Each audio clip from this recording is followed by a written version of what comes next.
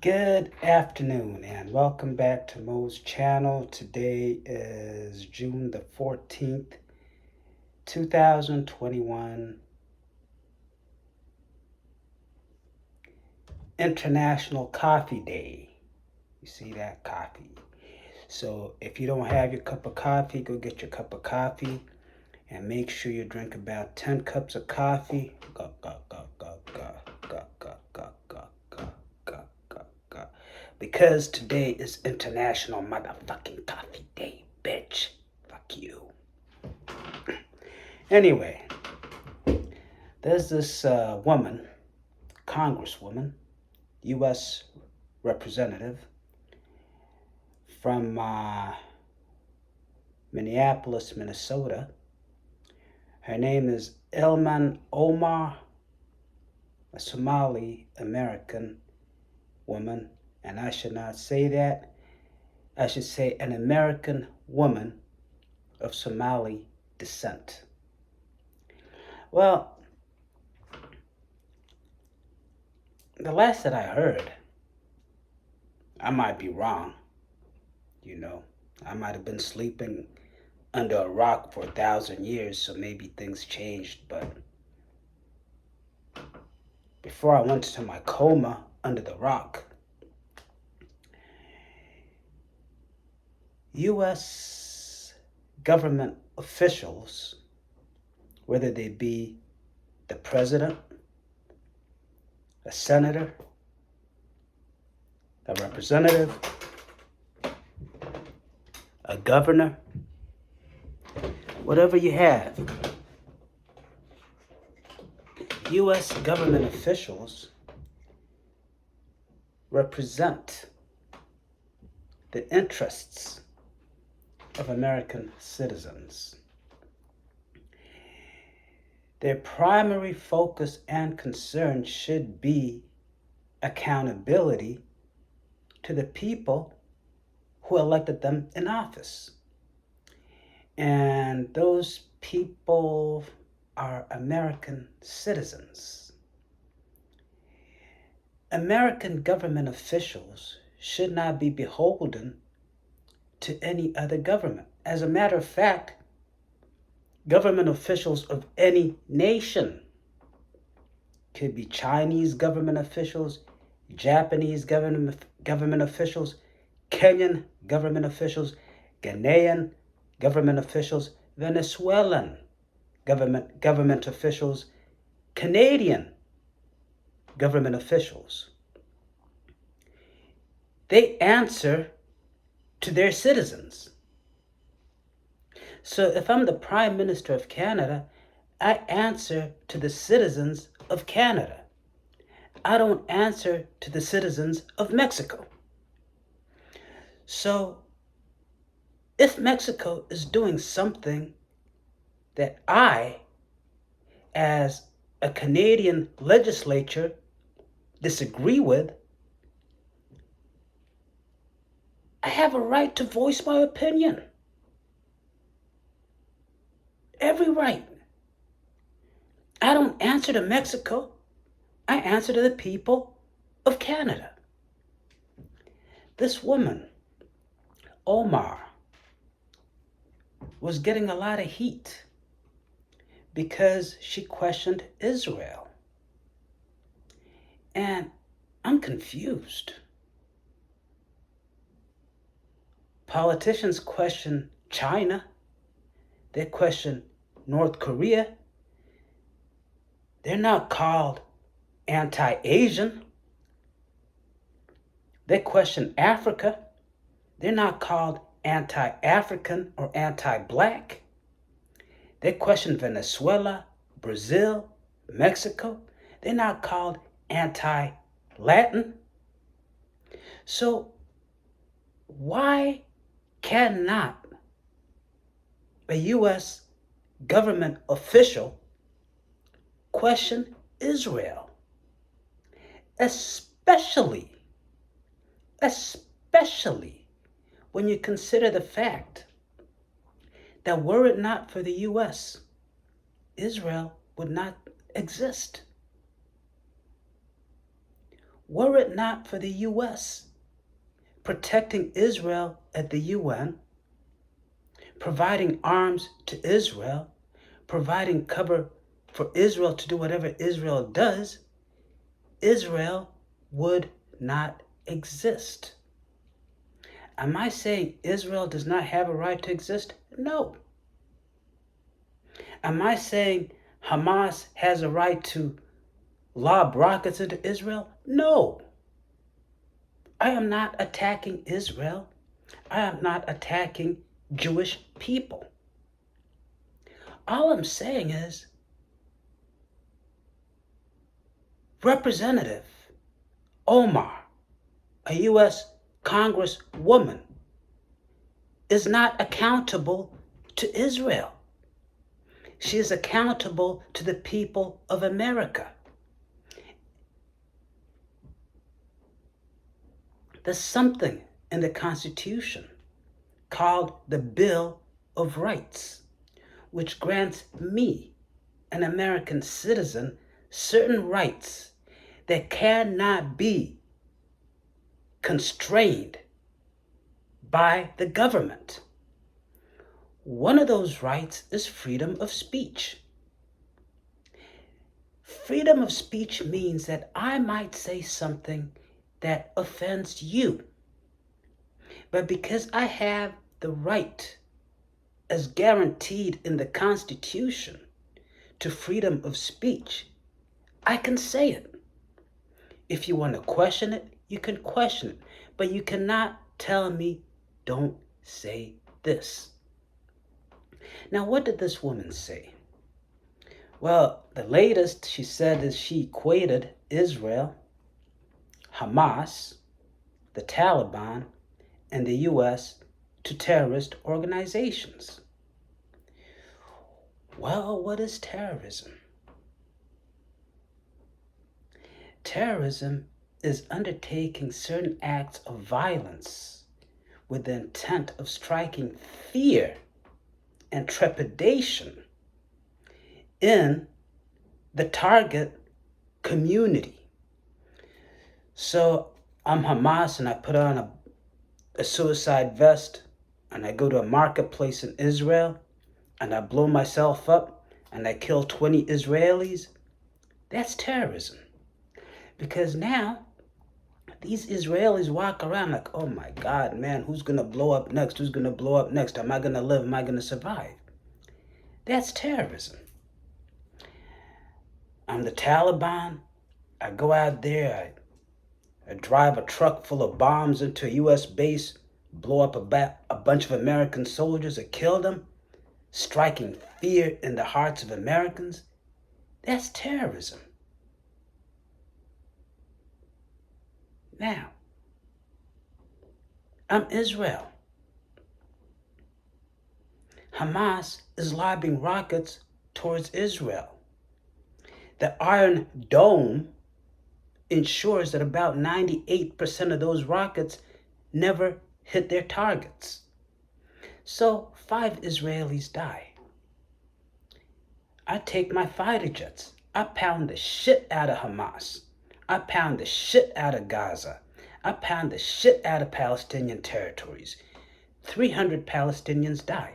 I strike fear in the hearts of Palestinians. Oh my God, when is another bomb coming? When is another bomb coming? That's terrorism. I'm America. I go looking for weapons of mass destruction in Iraq. As a result, I destroy the livelihood of Iraqis. I've struck fear in the Iraqis. That's terrorism. A terrorist doesn't have to say Allahu Akbar and wear, the little Sufi hat and walk around with all these robes, living in the desert, riding on the back of a camel. A terrorist doesn't have to look, talk, or act a certain way. Anyone, any nation that instigates, undertakes acts of violence with the intent of striking fear in their target is a terrorist. I go out there one day and I get a bat and I'm walking down the street and I see a white person, pat! I walk further down the street, I see another white person, pat! And all day I go around bashing white people. For the course of a day, I bash 20, 30 white people to the point that white people are like, damn, I'm scared to go outside. I'm a terrorist. So yes, that woman was correct. Israel is a terrorist state, just as the U.S., just as Hamas, just as the Taliban. But they said she is anti-Semitic. So let's define exactly what anti-Semitic is. But to do that, let's first of all understand what Semitic is. Semitic relates the word, the connotation, the term Semitic relates to or denotes a family of languages that includes Hebrew, Arabic, and Aramaic. Semitic references languages that include Hebrew, Arabic, and Aramaic. Aramaic is an ancient language that was spoken in an ancient region of Syria by the Arameans. A Semite is a member of any of the peoples who speak or spoke a Semitic language, including Jews and Arabs. So what I am saying to you is that both Jews and Arabs are Semitic people. Therefore, when you see the definition of anti-Semitism as hostile or prejudiced against Jewish people, that is wrong. Because it is not just Jewish people who are Semitic. Arab people are also Semitic. So, the true definition of the term anti-Semitic should be hostile or prejudiced against Jewish or Arab people, against people who speak Hebrew or Arabic.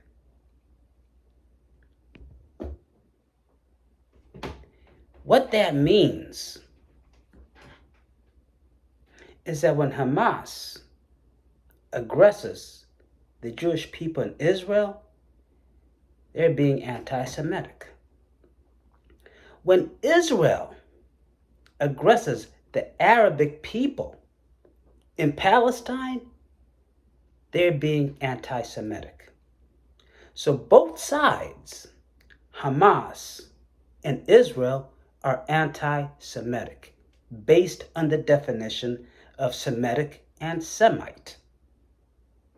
Plain and simple. Everyone has blood on their hands. But here's a point. And a lot of people don't understand the history. Back in World War I, there was this group of people called Zionists. And I want to be clear. There's been a lot of convolutions of that term Zionist. Initially, the term Zionist, the term Zionism, referred to a group of people or a movement whose focus, whose objective, whose goal was to obtain a piece of real estate, land, that could be called the Jewish state, the home of the Jewish people. And in this case, I'm speaking specifically to the European Jewish people. the white Jewish people, because you have Arab Jewish people and you have black Jewish people. Jewism is not isolated to white people who lived in Europe. Most of them came from Eastern Europe. But these white Jewish people, these European Jewish people, they had a grievance. I mean, it is understandable that they wanted their own nation, because these people were in Europe and they were white like other Europeans, but the Europeans hated the fuck out of them. The Europeans didn't want shit to do with them. The Europeans treated them like fucking garbage. They were the niggas of the white European race. That's why a lot of them migrated to America when they got a chance. Because everywhere they went in Europe, fuck you. So it's understandable that they said, you know what, fuck this shit, man. We come here, we try to live amongst these people. They say we eat babies. They say we do this. They say we do that. Fuck them. We just want our own place where we could have our own laws. And we don't have to worry about people discriminating against us and treating us like shit. It's understandable. And that's what Zionists are. Well, starting towards the end of World War I, they started petitioning the UK Prime Minister. I think it was Lloyd someone. They said, look, man, we want our own piece of land. I mean, you guys, you're the colonial masters of the world. You own all these colonists. Just give us a little piece. And say, here, you fucking Jews, go live over there and just get the fuck away from us. At that point, they were looking for land in Uganda. They were looking for land in Venezuela, South America, or Palestine. Now, they didn't get it done. World War II, once again, they were petitioning Churchill. Then finally, 1947, since the UK had colonized pretty much all of the Middle East, what is now known as the Middle East, except for Lebanon, which was French, and I think Syria might have been French, but pretty much the rest of the Middle East was UK. So in 1947, the UK government, this is after World War II, and after the atrocities against these European Jews in Germany, where a lot of them were slaughtered, for lack of a better term, maybe exterminated would be a better term. But in 1947, the UK said, okay, this is what we're going to do, Zionists. There's this piece of land called Palestine. We're going to split it in half. Since there are already people living there, we're going to split it in half, give one half to the Palestinians, give the other half to you, the Zionists. They went there, got their piece of land, called it Israel. And then around 1950s, they started importing a lot of European Jews to populate Israel. They also were receiving a lot of money from Germany as reparations for what was done to them during World War II. They were receiving money from the UK. They were receiving money from the US. Everything went well, everything went fine until the late 50s. The late 50s, they were now Israel. These Israelis woke up and decided, well, you know what? We're going to march, I think it was 750,000 Palestinians. Early in the morning, 2, 3 o'clock in the morning, knocking on their doors, get the fuck up, bitch. You're going. Get whatever you can carry, you're getting the fuck out of here. So they force marched all these Palestinians out of their homes, sent them into refugee camps in Jordan, in Syria, in Egypt, in Lebanon. As a result of that, there was a series of wars between the Arabs and the Israelis. Saudi Arabia, Jordan, Syria, Egypt. A series of wars, ongoing, until 1967. What happened in 1967 is the Israelis launched a sneak attack on the Arabs. The Israelis got up about 4 or 5 in the morning, scrambled their fighter jets, flew around to all the Arab nations, their military bases, destroyed all their fighter aircraft, destroyed the majority of their fighting equipment, of their military equipment, such that the Arabs couldn't fight them back. At that point, they maintained dominance. And from that dominance, they kept expanding, and taking land away from the Palestinians. That's why a lot of times when you hear people discuss the two-state solution, Israel and Palestine, they will often reference the pre-1967 borders. Because pre-1967, Israel and Palestine was as the UN and the UK had established it. After 1967, Israel kept eating up all of the Palestinian land. And I think it was 1976, you had the Camp David Accords where Carter and I believe it was the Egyptian president and the Israeli prime minister basically signed a peace treaty between Israel and Egypt.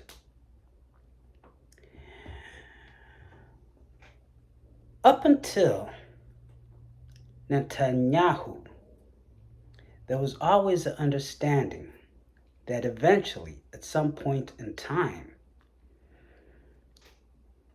you'd have a Palestinian state and an Israeli state coexisting side by side. When Netanyahu came into power, he basically squashed that notion. And then you had the emergence of these settlements. And all these settlements is where Israel decides, well, you know what, let me put it in your perspective. Let's say you have California, and you have Nevada, and you have the borders between the two. Well, California decides, well, you know, I want to expand the size of my state. So what does California do? It starts developing land in Nevada and relocating Californians to that land, and now saying, this is now part of California. That's what Israel was doing with these settlements. They were basically going into Palestinian territory, building homes, structures, developments in that territory, and then moving the Israeli people out there and say, okay, this is now part of Israel. So this created a lot of animosity amongst the Palestinians. And this is where Hamas comes in. And you might look at Hamas as a terrorist organization, but I look at Hamas as freedom fighters, just like George Washington and his band of revolutionaries were terrorists in the eyes of the British, but they were freedom fighters. Just like the Mau Mau were terrorists, Mau Mau of Kenya, were terrorists in the eyes of the British, but they were freedom fighters. Hamas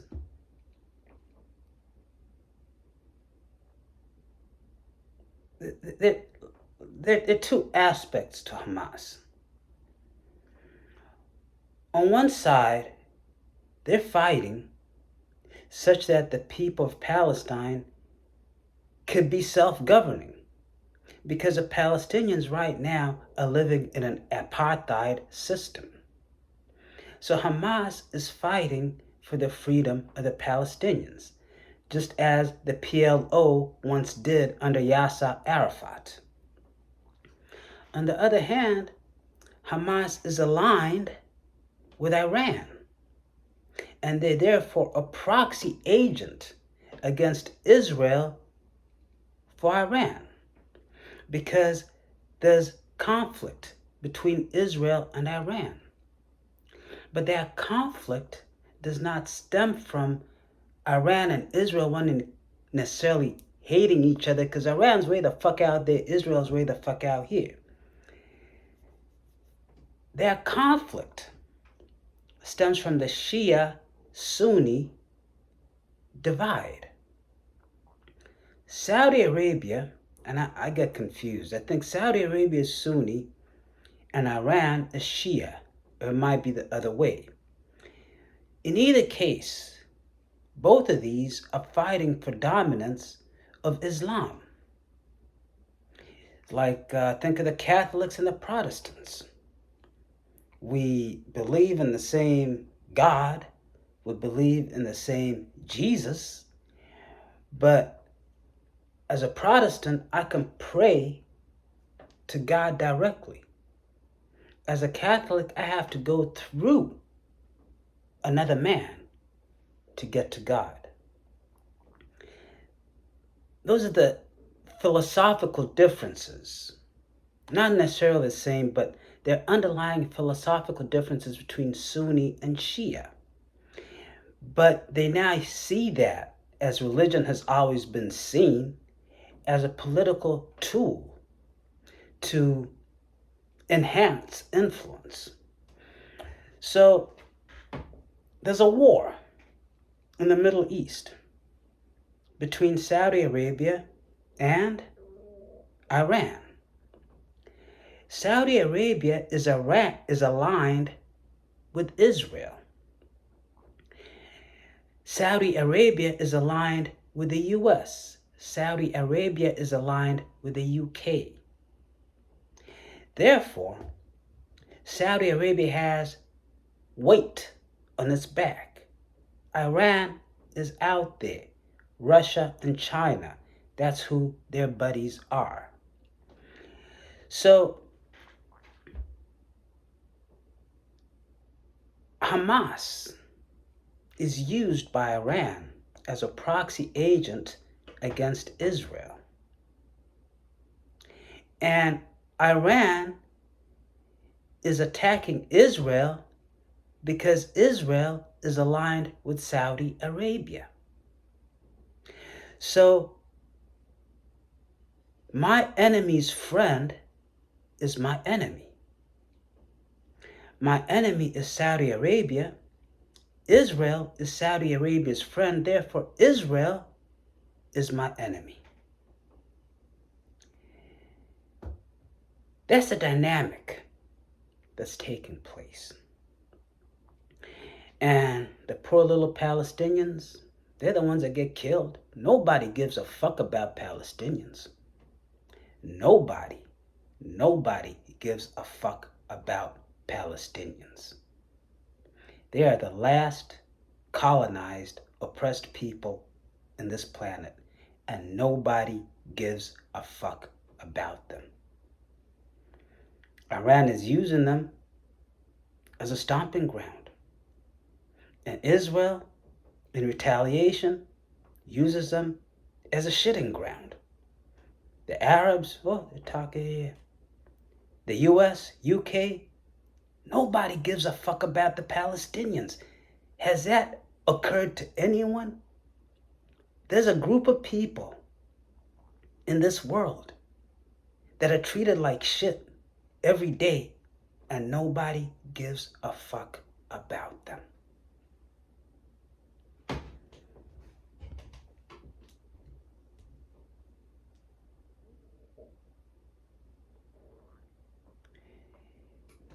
The truth will set you free.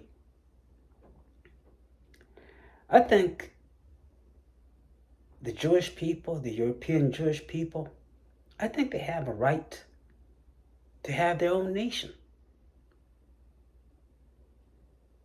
Call it Israel, call it whatever. They have that right, especially given their history of oppression and torment in Europe.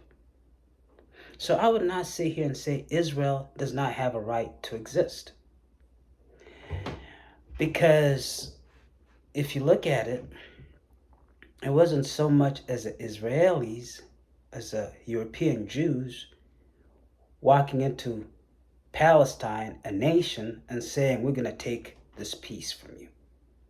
No, that land was owned by the British, and the British decided, here, Israel, have a piece, Palestine, have this piece. Where I fault the Israelis is in their greed, their desire to expand and appropriate land from the Palestinians. Where I fault the Israelis is the manner in which they have treated the Palestinians. Where I fault Hamas and the PLO is in their inability to form a coherent government and establish relevant structures of governance for the advancement of their peoples. Where I fault Hamas is in letting themselves be a proxy agent for Iran. Now you're fighting a war that you have no business with. You're not gaining anything from it. Let Iran fight her own wars. Don't be her bitch. If you want to be a freedom fighter, be a freedom fighter and fight for the liberation of your people. Don't fight Iran's wars. Let Iran, Israel, Saudi Arabia, let them duke it out on their own. You focus on your people. The media has massively misconstrued the whole situation.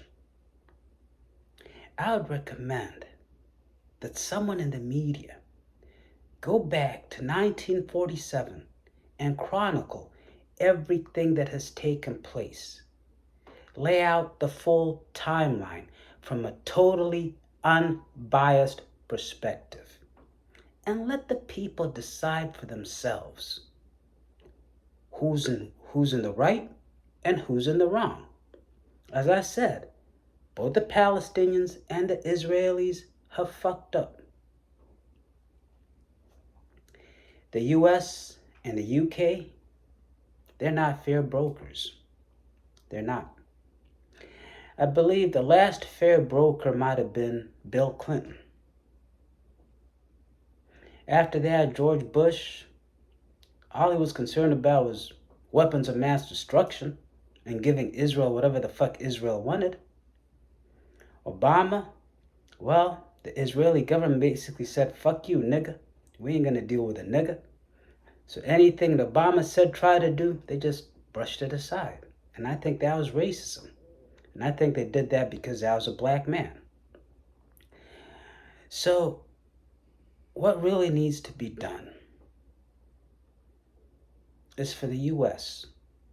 to stop protecting Israel at the UN.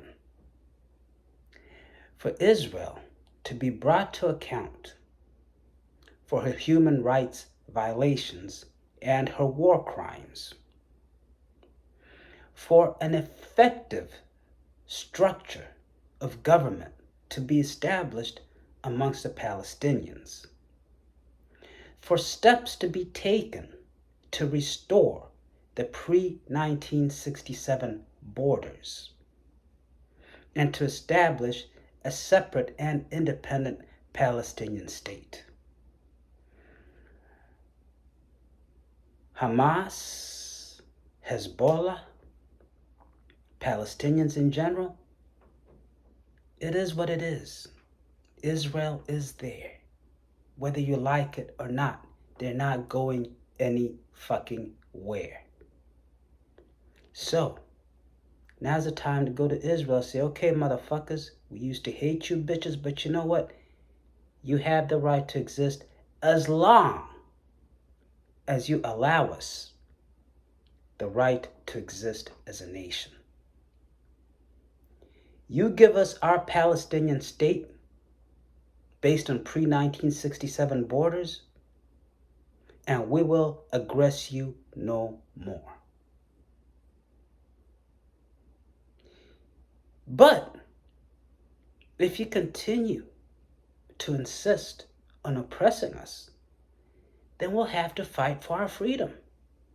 Plain and simple. Israelis and Palestinians sit down, solve this issue. Get Iran out of the picture, get Saudi Arabia out of the picture, get the US out of the picture, get the UK out of the picture. You are both Semites. So both of you stop being anti-Semitic and start working together. Ladies and gentlemen, it's a lovely sunny day outside. I think I'm gonna go catch me a zebra and sit down and barbecue that motherfucker. Yes, there are zebras here in America. I'm gonna catch me one, barbecue that bitch. Might call a few lions over. We have a meal and talk about some shit. Thank you. God bless and motherfucking good shit ass afternoon.